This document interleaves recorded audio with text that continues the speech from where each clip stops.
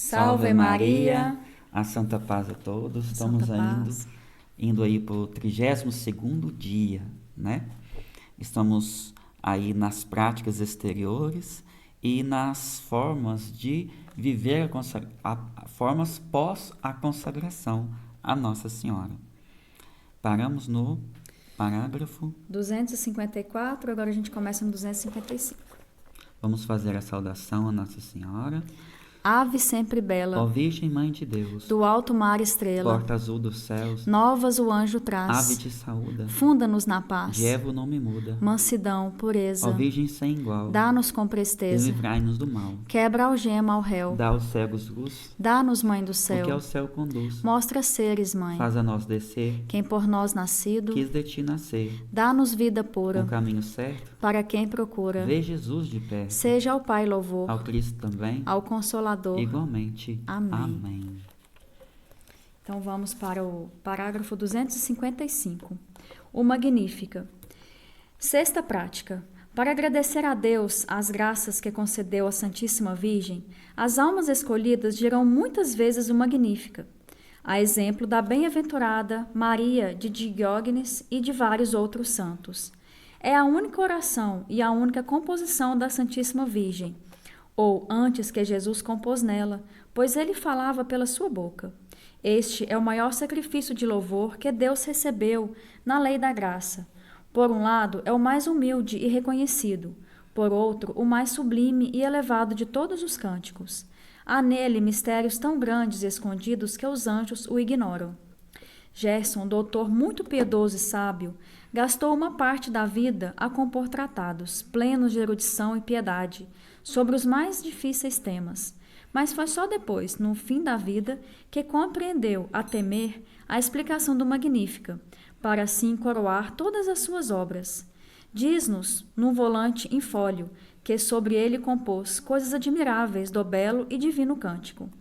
Entre outras coisas, ele diz que a própria Santíssima Virgem o recitava muitas vezes, particularmente depois da Sagrada Comunhão, em ação de graças. O erudito Benzônio, explicando também o Magnífica, conta muitos milagres operados pela sua virtude. Diz que os demônios tremem e se põem em fuga quando ouvem as palavras. Manifestou o poder do seu braço e confundiu os soberbos nos pensamentos de seus corações. O desprezo do mundo. Parágrafo 256. Sétima prática. Os fiéis servidores de Maria devem desprezar, odiar e fugir muito do mundo corrupto e servir-se das práticas de desprezo do mundo, que indicamos na primeira parte. Artigo 2º. Práticas particulares e interiores, para os que desejam vir a ser perfeitos. Parágrafo 257. As práticas exteriores dessa devoção, que acabo de referir, não devem omitir-se pela negligência ou desprezo, na proporção em que o estado e a condição de cada um o permitem. Mas, além dessas práticas exteriores, há ainda práticas interiores, muito santificantes para aqueles que o Espírito Santo chama a uma alta perfeição. Consistem, numa palavra, em fazer todas as ações por Maria, com Maria, em Maria e para Maria, a fim de mais perfeitamente as fazer por Jesus Cristo, com Jesus Cristo e em Jesus e para Jesus. Então agora nós vamos entrar, né, na parte fazer tudo por Maria. Parágrafo 258. É necessário fazer todas as ações por meio de Maria, o que equivale a dizer que devemos obedecer em tudo à Santíssima Virgem e conduzir-nos em tudo pelo seu Espírito, que é o Espírito Santo de Deus. Aqueles que são conduzidos pelo Espírito de Deus são filhos de Maria. Aqueles que são conduzidos pelo Espírito de Maria são filhos de Maria. E, conseguinte, filhos de Deus, como já mostramos. E entre tantos devotos da Santíssima Virgem, os devotos verdadeiros e fiéis são somente aqueles que se deixam conduzir pelo seu Espírito. Eu disse que o Espírito de Maria era o Espírito de Deus, porque ela nunca se conduziu pelo seu próprio Espírito, mas sempre pelo de Deus, o qual dela tomou posse, de tal modo que passou a ser o seu próprio Espírito. É por isso que o Santo Ambrósio diz: que a alma de Maria esteja em cada um para glorificar o Senhor, que o Espírito de Maria esteja em cada um para se alegrar em Deus. Como é feliz uma alma quando, a exemplo de um bom irmão jesuíta chamado Rodrigues, e falecido em odor de santidade, ela é toda governada e possuída pelo Espírito de Maria, que é um espírito suave e forte, zeloso e prudente, humilde, corajoso, puro e fecundo. 259. A fim de que uma alma se deixe conduzir por este Espírito de Maria, é preciso, primeiro, renunciar o seu próprio espírito, as suas próprias luzes e vontades, antes de fazer qualquer coisa, por exemplo, antes de fazer a oração, de celebrar ou assistir à Santa Missa, antes de comungar, etc. Porque as trevas do nosso espírito próprio e a malícia de nossa vontade e obras poriam obstáculo ao Santo Espírito de Maria, se as seguíssemos, embora nos parecessem boas. Segundo, entregar-se ao Espírito de Maria para ser movida e conduzida de modo que ela quiser. Temos de nos pôr e nos abandonar nas suas mãos virginais, como um instrumento nas mãos do artífice, como uma cítara nas mãos de um bom músico. É preciso perder-se e entregar-se a ela, como uma pedra que se atira ao mar, o que se faz tão simplesmente num instante, por um olhar do espírito, um pequeno movimento da vontade, ou verbalmente dizendo, por exemplo, renuncio a mim mesmo e dou-me a vós, ó minha querida mãe. E ainda que não se experimente qualquer doçura sensível neste ato de união, ele não deixa de ser verdadeiro, assim como se alguém dissesse, o que Deus não permita, dou-me ao demônio. Se eu dissesse com sinceridade, embora sem qualquer mudança sensível, não seria menos realmente do demônio. Terceiro, renovar este mesmo ato de oferecimento e de união de tempos a tempos durante a ação ou depois dela. Quanto mais o repetir, tanto mais depressa a alma se santificará e mais depressa chegará à união com Jesus Cristo, pois esta segue-se sempre a união com Maria, visto o Espírito de Maria ser o de Jesus. Então, fazer todas as coisas por Maria.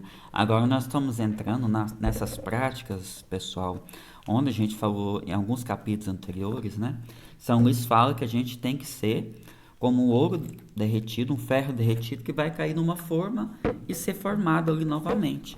Então, em espírito, nós precisamos ser formados novamente. Eu falo que a gente está duro como ferro. São Luís vem nos falar, né, que a gente está mais apegado à terra que o sapo. Então, a gente precisa desapegar dessas coisas e entregar tudo a Nossa Senhora, fazer por ela. Agora será fazer tudo com Maria. 260. É necessário fazer todas as ações com Maria. Para isso, devemos pôr os olhos nela, em todas as nossas ações, como no modelo acabado de toda virtude e perfeição. É o modelo formado pelo Espírito Santo numa simples criatura, para nós o imitarmos, na medida de nossas limitadas forças. É preciso, portanto, que consideremos em cada ação o modo com o qual Maria a fez ou faria se estivesse no nosso lugar. Para isso, devemos examinar e meditar as grandes virtudes que ela praticou durante a vida, particularmente. Primeiro, a sua fé viva, pela qual ela acreditou sem hesitar na palavra do anjo. Acreditou fielmente, constantemente, até o pé da cruz no Calvário. Segundo, a sua humildade profunda, que a fez esconder-se, calar-se, submeter-se a tudo e pôr-se no último lugar. Terceiro, a sua pureza toda divina, que não teve nem jamais terá igual sobre o céu. Enfim, todas as suas demais virtudes. Lembremo-nos todo a repetir que Maria é a grande e única forma de Deus, própria para formar imagens de Deus, facilmente e em pouco tempo. Uma alma que achou deveras estas formas e nela se perdeu, em breve se transformará em Jesus Cristo, que este molde representa ao natural. Nós fazer todas as ações com Maria. Isso na nossa vida espiritual, né?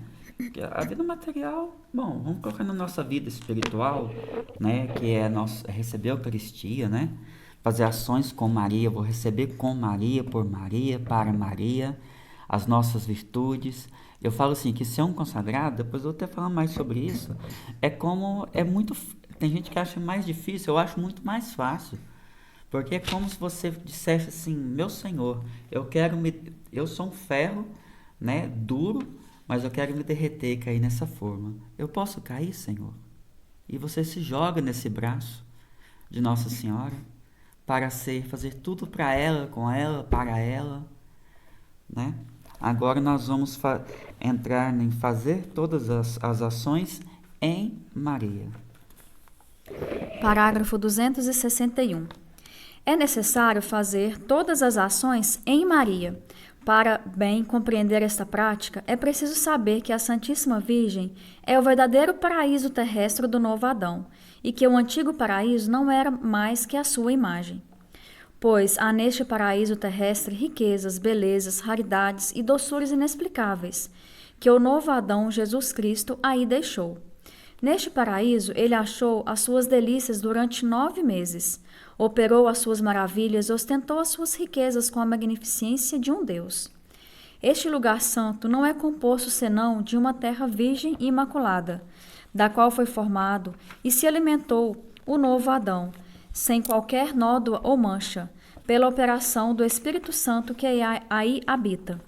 É neste paraíso terrestre que está verdadeiramente a árvore da vida, que produziu Jesus Cristo, o fruto da vida, a árvore da ciência do bem e do mal, que deu a luz ao mundo. Há neste lugar divino árvores plantadas pela mão de Deus e regadas com a sua unção divina, que produziram e produzem ainda, cada dia, frutos de um sabor divino. Há canteiros esmaltados de belas e variadas flores de virtudes, exalando o aroma que perfuma os próprios anjos. Há nele prados verdes de esperança, torres inexpugnáveis de força, casas encantadoras de confiança, etc. A não ser o Espírito Santo, não há quem possa dar a conhecer a verdade escondida sobre essas imagens de coisas materiais. Respira-se neste lugar o ar puro e incontaminado de pureza.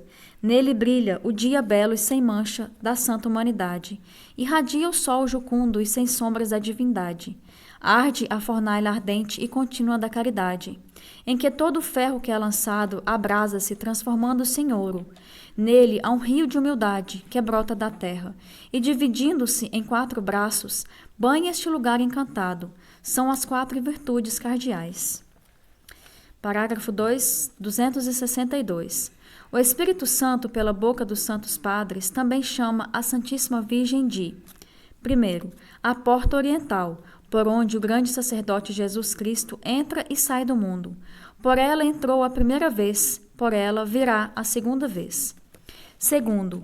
O santuário da divindade, o repouso da Trindade Santíssima, o trono de Deus, a cidade de Deus, o altar de Deus, o templo de Deus, o mundo de Deus.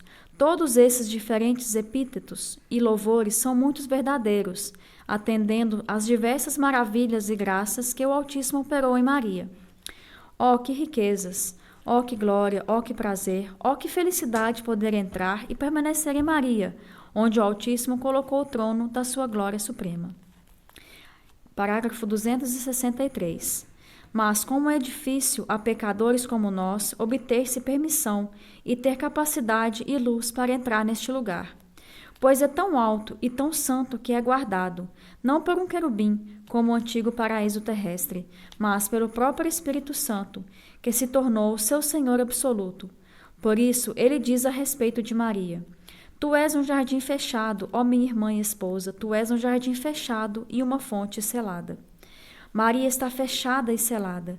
Os miseráveis filhos de Adão e Eva, expulsos do paraíso terrestre, não podem entrar neste, senão por uma graça particular do Espírito Santo, graça que devem merecer. 264. Quando pela fidelidade se obteve esta insigne graça, é preciso permanecer no interior de Maria, todo cheio de beleza. É preciso ficar lá com complacência, descansar em paz, apoiar-se confiadamente, esconder-se com segurança e perder-se sem reservas. O resultado será que, neste seio virginal, Primeiro, a alma será nutrida pelo leite da sua graça e da sua misericórdia maternal.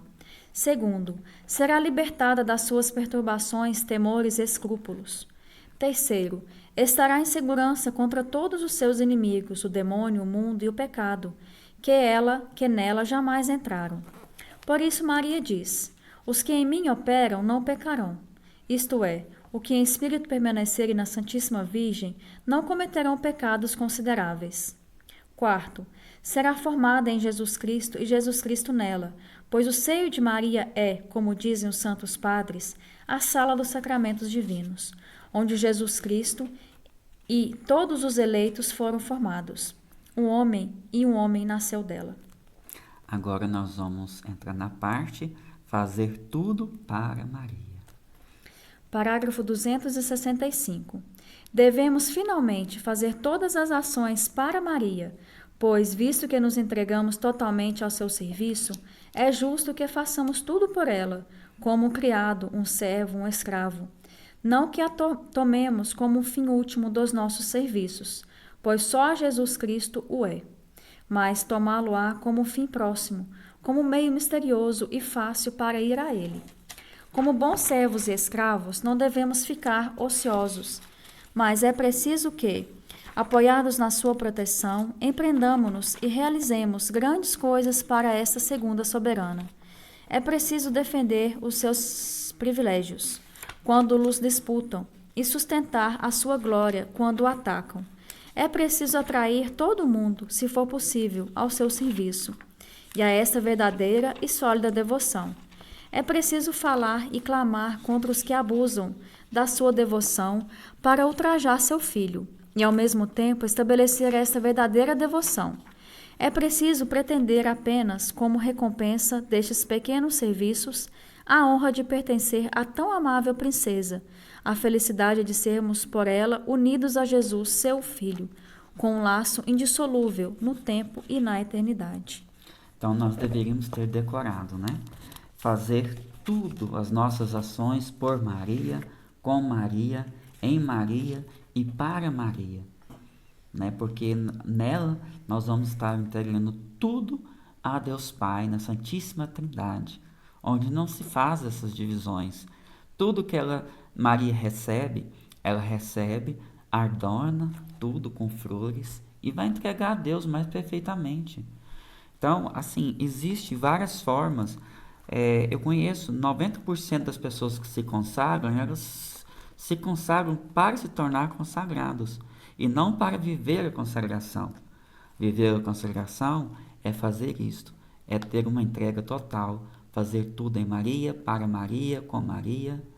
Então, nós vamos estar encerrando esse 32º dia, porque no 33º já vamos entrar no suplemento A, modos e práticas da devoção na Sagrada Comunhão, e depois o suplemento B, que é a própria consagração no dia. Mas nós vamos fazer com vocês aqui também, né? Porque eu acho que essa oração da consagração do suplemento B que nós vamos fazer no próximo, a gente deveria de fazer todos os dias e não somente no dia da consagração. Então você vai entender depois como que ela é uma perfeita renovação das nossas promessas batismais. Salve Maria. Salve Maria e até amanhã.